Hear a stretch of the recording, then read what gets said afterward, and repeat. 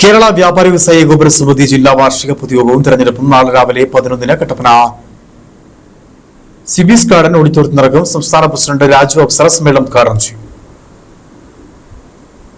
കേരള വ്യാപാരി വ്യവസായി ഏകോപന സമിതിയുടെ ജില്ലാ സമ്മേളനം ഈ വർഷം കട്ടപ്പനയിലാണ് സംഘടിപ്പിച്ചിരിക്കുന്നത്. കട്ടപ്പന നബീസ് ഗാർഡൻ ഓഡിറ്റോറിയത്തിൽ വെച്ചാണ് സമ്മേളനം നടക്കുന്നത്. സംസ്ഥാന പ്രസിഡന്റ് രാജു അപ്സര നാളെ സമ്മേളനം ഉദ്ഘാടനം ചെയ്യും.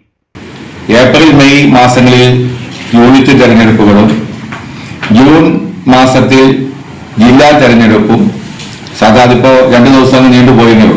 ജൂലൈ മാസം 26-ാം തീയതി തിരുവനന്തപുരത്ത് വെച്ച് സംസ്ഥാന തെരഞ്ഞെടുപ്പും നടക്കുകയാണ്.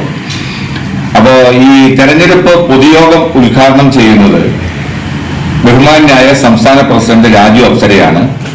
അതിൽ മുഖ്യ പ്രഭാഷണം നടത്തുന്നത് സംസ്ഥാന ജനറൽ സെക്രട്ടറി ദേവസ്യ മേച്ചേരി അവറുകളാണ്.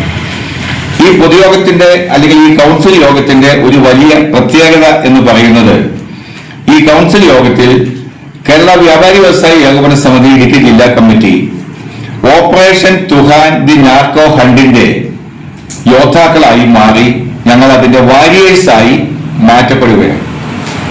ബഹുമാന്യായ ഇടുക്കി ജില്ലാ പോലീസ് ചീഫ് പ്രിയപ്പെട്ട എ നസീം IPS അവറുകളാണ് ഓപ്പറേഷൻ തുഹാനിന്റെ ഞങ്ങളുടെ ജില്ലാതല പരിപാടി ഉദ്ഘാടനം ചെയ്തു.